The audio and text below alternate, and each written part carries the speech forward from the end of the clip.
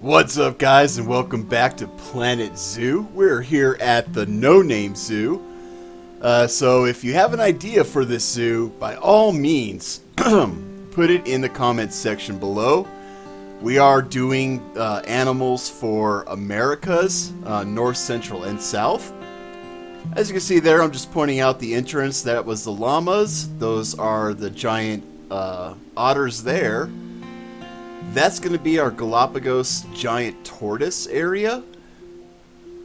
What I've kind of got planned out for that. And then this building is what we're going to center on. So what we're going to do is I'm going to go ahead and speed up the video and just kind of walk you through the process. Alright, so my idea is to have this be another exhibit area. We're going to have our poison frogs, we're going to have beetles, and we're going to have yellow anacondas in there. But one of the things I noticed when I originally built this building was that it didn't go all the way down to the ground. So what I'm doing here is I'm basically trying to hide my crimes. And so you're going to see me, I'm going to put a whole bunch of these rubble-ish pieces down below so you can't see that gap between the ground and the building. And I gotta tell you guys, it came out pretty well. I really like the way the whole thing came out once it started flowing. You guys know me, you'll hear it again several times throughout the building of this zoo. I start building and then I just go with whatever. I don't really plan out a whole lot of stuff. It's just, I'm very fluid, I guess you can call it. The new age hipsters might say I'm very organic when it comes to building in Planet Zoo. And you can see that, you know, it is kind of choppy in the video. But that's because I'm thinking while I'm building. I'm like, okay, do I like this? Does it look good? Will it work out? How do I feel about it? And you can see I just move a lot of stuff around. I double guess myself quite a bit. And I'm just still trying to like, okay, how am I going to get this to all pan out the way it should pan out? Not only that, but I was kind of struggling a little bit with these ruined temple pieces because I've never used them before. So I'm breaking new ground, if you will, in my building experience within the game. And so I'm like, okay, you know, I kind of like the way that came out. I don't want those squared off corners. So I'm going to add something to make them jut out a little bit, give them some depth, make it more interesting. And, you know, I'm looking at this where the exhibit kind of clipped through the wall piece. And I'm like, man, you know, what am I going to do to hide that crime? So I'm constantly thinking about that while I'm trying to figure out what to do with the trim work for the building. And I really like that piece there. It made it look like only part of that column broke off. And again, I'm doing a lot of experimentation with the different pieces, what looks good where, how to make it fit the idea for this building that's forming in my mind. So I'm like, okay, well, I kind of want it to look ruined, but I want it to look like it was done on purpose, kind of. Maybe it was uncovered during an archaeological dig or something like that, and they're in the process of restoration. Something along those lines. And, you know, I didn't want it to look too modern because this is the South American side. So I wanted to keep it kind of jungle-y-ish. Keep it to where, like I said, it's interesting, but it's also functional. So I want that ruined look, but I don't want it to be completely ruined. I want it to be functional. So kind of like walking through a piece of history is basically what I was going for there. And, you know, I only show a little bit of this. What do I got here? I'm showing like 7 minutes of me doing this, which in all reality is probably like half an hour of work. And then I cut the recording, and I kind of finish it off at the end, and you're gonna see that coming up. You'll see the finished product. Well, not really finished because there's more I want to do, but you'll see the finished idea, I guess, is the way to put it. Again, it's just one of those things. I build, and I just see where the build takes me.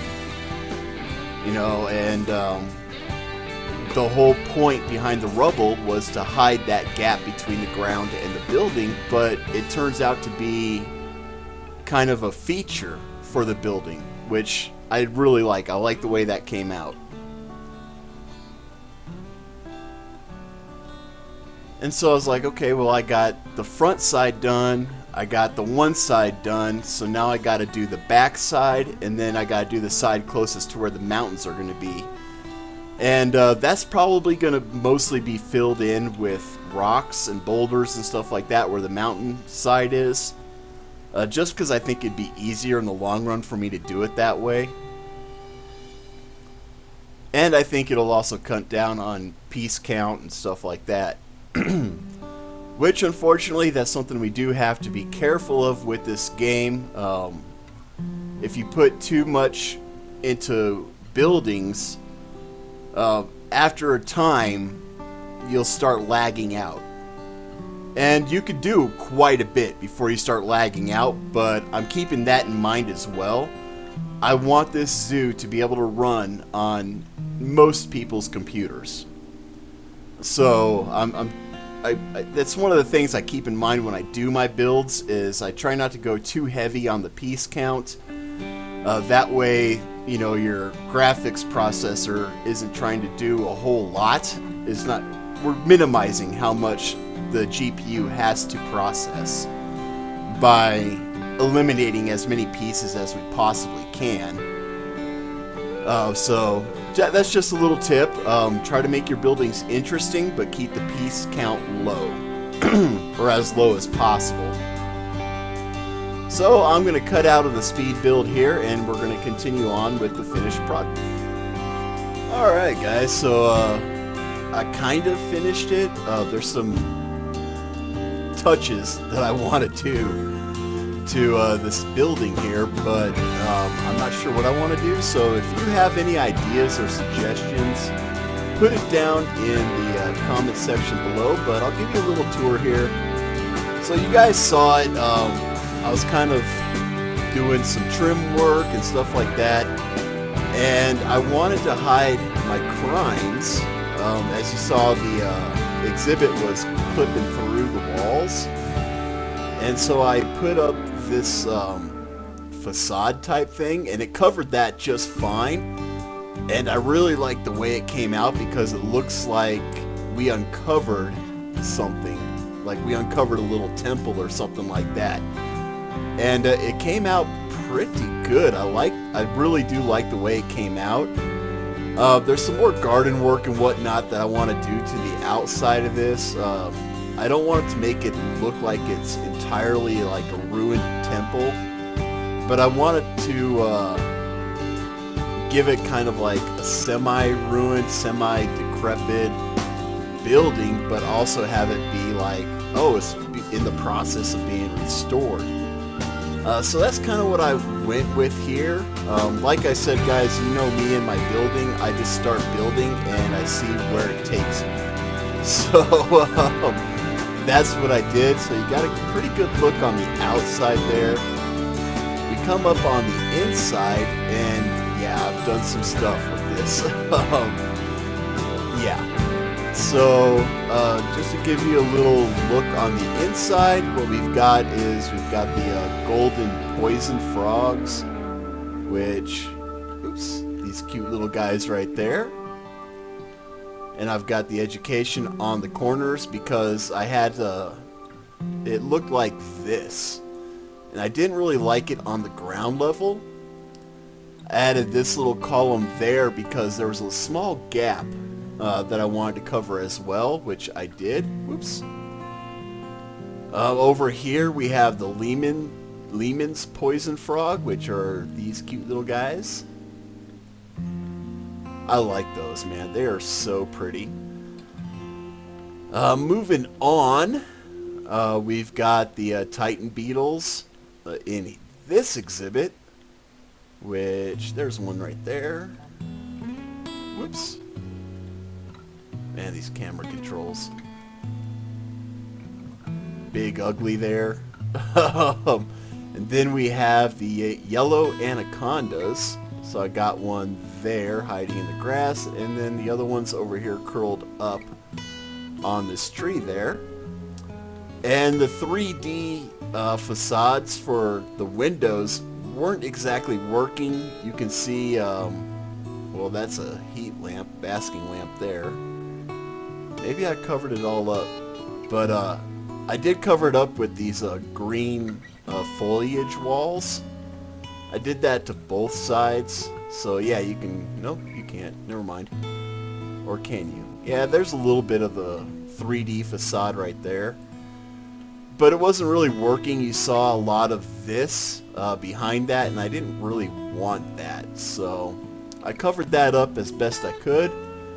Put in the golden walls to match the golden trim that we have underneath there. I threw in donation bins, benches, trash bins. I also got in some food and drink vending machines just to fill in some of the space, because this is a pretty big space for just 4 exhibits. Very wide open, which is what I wanted. I wanted this to be wide open, especially since the other one's kind of closed in, more like a cave. This is more like a temple. It's wide open. Yeah, I like that.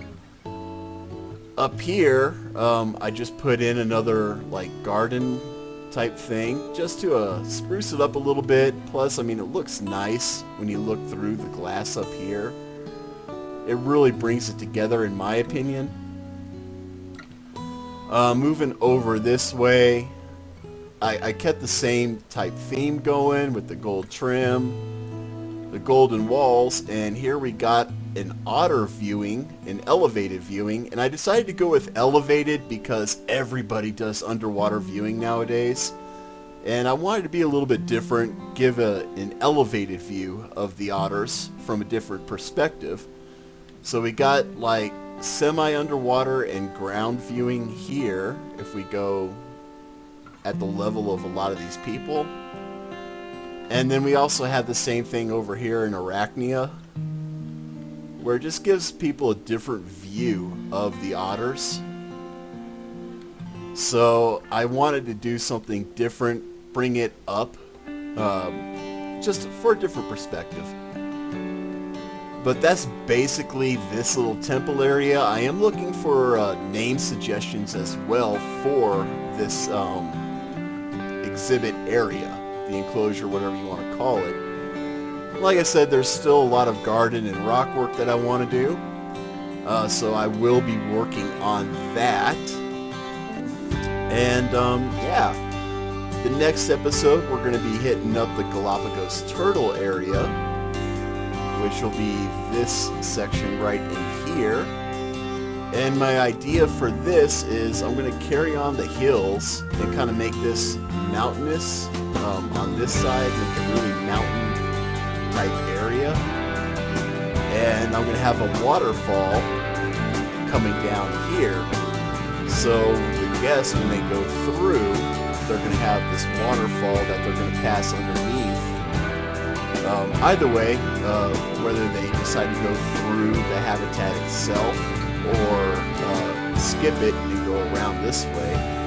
however they want to do it. I have no control over that, but I am going to force them basically to kind of go through this area to get over into our transition area, which is going to be like central, and it's going to cover all three areas of the zoo for transition. So it's going to be South American, Central American, and North American animals that are in all three of those regions. That's going to be the transition area. So that'll be in this area, and then of course North America will be up over into that area. So that's kind of what we're going with, and we're going to make it really dense with trees and stuff like that, kind of like what we got going on back in here. I'm going to do the same thing for all of this area as well. But let me know what you guys think of our amphibious reptile beetle temple thing. And again, give me some suggestions. What do you guys think? What should I do with it? If I should add anything more to it? And give me a name for it as well, or a name for this area, this section. Because this section is Llama Hills, so you know, what should we call this part of our South American section? And yeah, with that, guys, I'm curious to see what you think. If I've earned it, hit that like button, or hit that like button if you like the video, and if I've earned it, hit that subscribe button. And as always, guys, be safe, be cool, have fun. We'll catch you in the next one.